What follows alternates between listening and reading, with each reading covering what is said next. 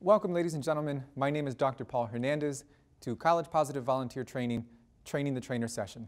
Now, what we have here for you today is a foundation and a structure that we created to be as encompassing as possible. Now, as I say that, what I want you to keep in mind is that when you walk away from this training, you remember that you must remain flexible. That's one of the key things about what we're going to do here, is you may have this foundation, but each one of you is going to go back to a group of students that's going to be unique and different. So remember to remain flexible so you can incorporate what we've given you along with whatever adjustments you have to make. That being said, ladies and gentlemen, why don't we begin with the outline of what we're going to do today.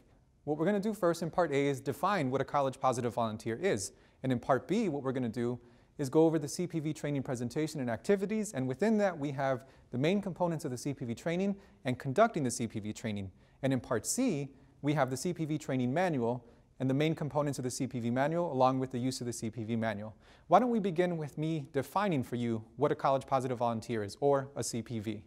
And in that, what I mean is a College Positive Volunteer is a college student who is aware of how they impact the college readiness and enthusiasm of the youth they interact with as they volunteer in local communities. So in essence, what we're talking about, ladies and gentlemen, is we have agents of change here that we really do work with to empower them to change the lives of students that they're going to work with from around the different K-12 systems we have in our respective states. Now keep this in mind, ladies and gentlemen, a College Positive Volunteer really truly is an agent of change. And this is something we want to use not only in a strategic manner, but in an authentic manner as well. So here are the different components of a CPV. A CPV would be a college student who volunteers through their post-secondary institution. So I've had the opportunity and the privilege to work with undergraduates and graduates alike. A CPV is placed in K-12 educational settings. So we have CPVs placed in an elementary school, a middle school, or a high school. Really, it's a matter of the comfort level and the preference of the CPV. If they'd rather be in an elementary school, don't force them into a high school. Accommodate them and put them in an elementary school. And then we have some CPVs who prefer to be in high school. But the fortunate thing about this with CPVs is we can place them in any one of the ones that I just mentioned. CPVs work with K-12 youth as mentors, tutors, event-specific participants. That's another thing that's really powerful and beautiful about a CPV, is that they're so diverse and they encompass so much. They can do such an array of things, as being a one-on-one mentor, to setting up specific programs or specific things for the day to work with students. They can take on a one-on-one role or work with a group of 50 students. This is the kind of thing that K-12 systems around the country are in dire need of, and CPVs really support with coming into the schools and being able to do this type of work. CPVs reflect efforts to increase college enrollment and success for all students, especially underrepresented students. And that's the part that I really want to highlight, ladies and gentlemen, is underrepresented students. Now, we're not disregarding college-bound students. We still work with them. In fact, we want to better prepare them to be successful when they move on to college. But when we're talking about underrepresented students, that's really a big focus of what we're trying to do here as well. These are first-generation college students who at times do not see themselves as college material, nor do they ever imagine themselves stepping foot on a college campus. And what CPVs are able to do is really debunk the notion that they're not college material and really instill with them, or within them, the idea that not only are they college material, but they will move on to college, succeed in college, graduate, and be successful people with their college degrees. Now, ladies and gentlemen, we're going to go over Part B. And in Part B, this is the training presentation of Training the Trainer. And in this section, ladies and gentlemen, it's quite encompassing, it's quite detailed, and by the time I'm done with this, I'd love to answer any and all questions that you may have for me regarding the training. So there's 3 different components here of the CPV training when we're conducting this training.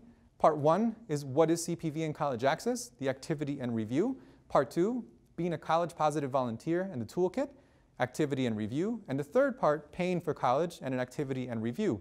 Now for the activity and review, we're not actually going to do this. I'm going to walk you through it, and this is something you will do with your actual college positive volunteers. So Part 1, the goals of the CPV training. What's to understand what it means to be an ambassador of higher education as you serve in your community. Our CPVs are truly representatives not only of our universities, but the community as well. So again, they're agents of change who are going into different parts of the country or different parts of the school districts to work with our students and represent our universities or community colleges. It's also to understand that you are a resource, not an expert. Now, let me stress that, ladies and gentlemen. When you're working with your CPVs, you must remind them they are not experts. They are a resource, a valuable resource. But they cannot get all caught up in thinking that they're experts, because we may be put in a position where we cause more damage than good. So in this case, keep in mind, stress, they are valuable resources. And you yourself as a trainer will provide valuable resources as well to your CPVs. You must be comfortable having conversations with youth about post-secondary options after high school. So this is the kind of thing that when you're working with your CPVs, you have to help them understand that they're going to have to be comfortable having diverse conversations with students in K through 12 regarding all sorts of conversations about college. And that means questions come in all forms, and CPVs are ready to answer. And if they feel uncomfortable or not prepared to answer, that's why they have us, the trainer who can help them overcome these things. They must also be comfortable navigating the CPV toolkit and the website. Now, the CPV toolkit is something we'll go over in the next session, and we'll go over it in depth so you can see that the CPV toolkit, or the manual, is a very valuable piece of literature that I created in order for CPVs to have when they're out in the field on their own. When they don't have us as a resource, they have the manual to look over and really become informed and empowered to do what it is they need to do to help students become college ready and become successful in college. So the aspects of the CPV training: CPV definition of college. Now this is something that I want to go over with you very much in depth. When I say college, I want you to keep in mind, we're talking about 4-year colleges and universities. We're talking about 2-year community colleges or junior colleges, vocational, technical, and business schools. College means a variety of things. What I don't want you to do with your CPVs is tell them that college only means a university. No, college is quite diverse. Some of the students that we're going to work with, that our CPVs will work with, are going to have to go to community college first, or maybe they'll go to university first. But what we want to do when we're working with our CPVs is make sure that they keep in mind that they keep first and foremost the needs of the student that they're working with. That being said, that means perhaps going to community college or a technical school. And this is something that's very important to keep in mind. The CPV mindset is very powerful. It goes as follows. College is attainable for everyone. I'm willing to do whatever I can to help K through 12 youth prepare and enroll in college. Now that's a very important mindset that CPVs have to keep in the forefront of their minds. The CPV motto is, where are you going to college? And how can I help you get there? So this isn't a question of asking the students, hey, maybe are you going to college? Are you thinking about going to college? No, are you going to college, and how can I, as a resource, as a CPV, help you get there? So ladies and gentlemen, Activity 1, the college roadmap. And you would find this on our website. And what this is all about here is when you refer to this activity sheet, this is the question you're going to ask your college positive volunteers doing the training. Think about how you got to college and how these experiences had an influence on your decision to attend post-secondary education. Now, I can't stress enough how important this question is, because every single one of your CPVs sitting in front of you has a story. And it's very important to tap into those stories so you can see the person before the CPV. And this is what we want to help them understand when they're working with students, you see? So when they share this story with you, they're really going to give you something in depth in terms of how they decided to go to this university over any other university. And those are very important stories to capture and use within your training. Now, in the questions, you're going to have, do you believe that you would have attended the college you did without the experiences and support you discussed in your responses? Now, ladies and gentlemen, that's very, very important. And what I would encourage you to do as well is share your own story, because you have a story as well. And being able to share that is very important to make that connection with your CPVs. And that's something I can't stress enough. As part of the training process, you're not just having a group of people in front of you.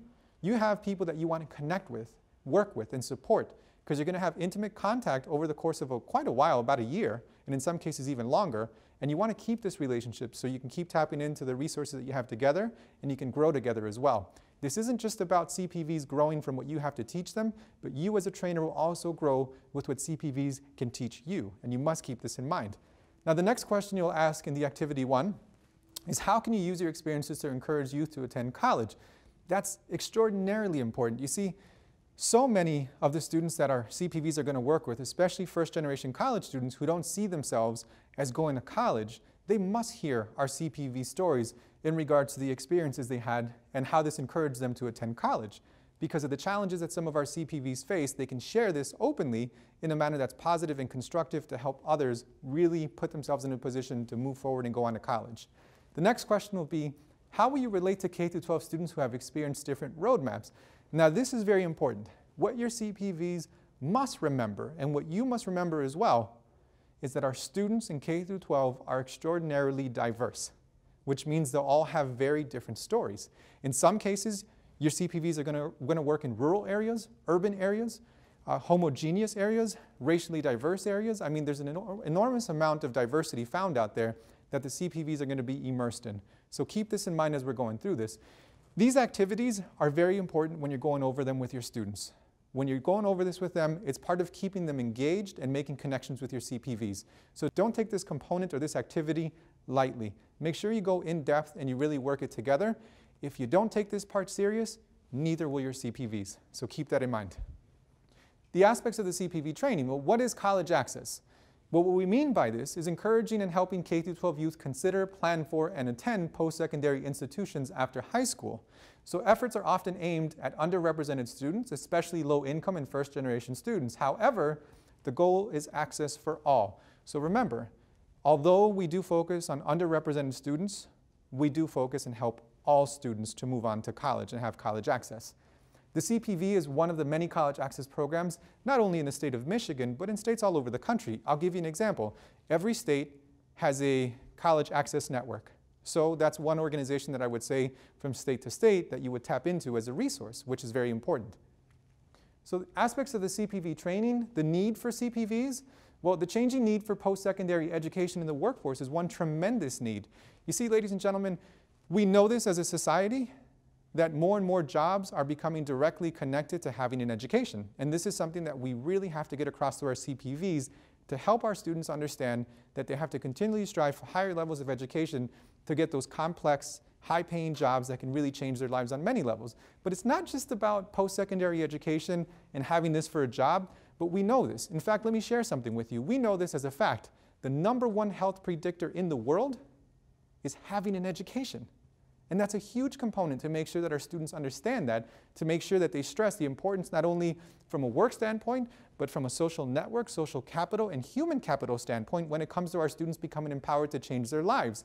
CPVs have the opportunity to not only change the lives of the individual students that they work with, but when the students change their lives through education, it also changes the lives of their families, of their communities, and so much more. So it's not just one person you're helping, but it's an entire community of people that you're helping. Why educational attainment? There's a wonderful website that's provided by the United Way, and as you can see the website up here, it's called the Common Good Forecaster. It's interactive, you can move things around, and it shows you how people's lives change according to the different levels of education, which affects so many different aspects of their lives.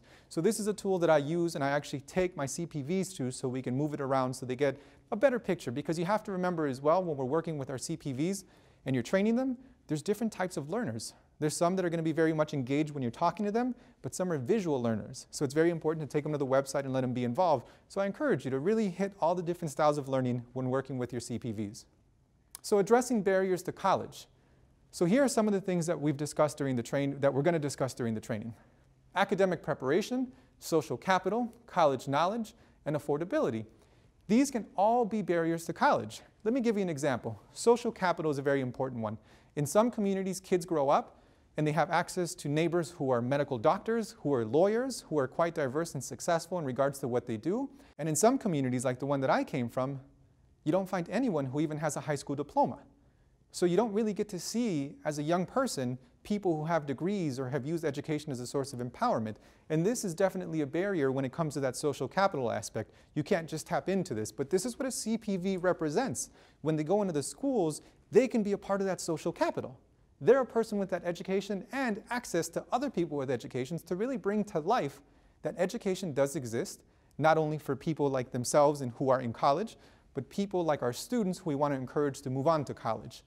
Benefits of a college education: individuals with a college degree are more likely to be employed, have higher income, be more productive and innovative in the workplace, be civically engaged, have better health and longer life expectancy, raise children that will attend college. So when we're talking about the benefits of college education, it's multi-levels for our students, and that's something we have to get across to them. That it's not just a matter of you get an education and you make more money, but it really does completely transform your life. And that's something that our CPVs must understand. So who benefits from a college access program? Everyone. We're talking about our country, our state, our institution, K through 12 youth, and you yourself as a CPV. This is something you have to get across to your CPVs, that this is not a one-dimensional thing. This is one of those things that everyone benefits from. Think about it this way. If you have a student who drops out of school and who potentially ends up going to jail or going to prison, they can cost us in terms of tax dollars up to $45,000 a year versus someone that we're able to help get their education, move on, become successful in contributing taxpayers who contribute in terms of society paying something along the lines of $40,000 in taxes. What a huge difference. And this is something that your CPVs must understand, that they have the opportunity to make this happen a reality. So make sure they understand how valuable CPVs are, how powerful they are, and what kind of impact they have on society. Because the more they feel this way, the more successful they will be and more passionate they will be when working with students out in the field. 10 benefits of being a CPV. You have the opportunity to impact the life of a K-12 youth, develop new skills, have a new experience, be with others with similar interests, pay it forward, develop confidence, get course credit, help your community, strengthen your resume, fight poverty through education. I'll give you an example, ladies and gentlemen. When we're talking about develop confidence, there was a student that I worked with for many years who, when I first met her, she was very shy, very timid. She was very uncomfortable to be in front of people when it came to speaking or interacting with individuals. When she went through the CPV training and was involved with more CPVs and other CPVs, I slowly watched her develop. Her confidence went from being a shy young woman to a very confident woman who was able to get in front of people, speak, and command attention and respect in a manner that was empowering to others. And this was really important. And this is something that the CPV training and being around other CPVs was able to help her do. So this is something that individually we see our students really develop in a manner that helps them not only with helping others, but in their careers as well. That's why this is such an important thing overall for everyone. So ladies and gentlemen, at this point we've gotten to the end of section 1. And at the end of each section, we're going to have a series of 10 questions that you're going to go over with your College Positive volunteers. Now, I encourage you to make sure you go over these things very thoroughly, because what it helps me do is make sure that my audience is engaged, they're paying attention, they're really involved, and you really get an opportunity to answer questions that they may have that you may have not gone over during your actual training. So keep that in mind, and like I said, at the end of each section, you'll have these questions that you go over with your College Positive volunteers.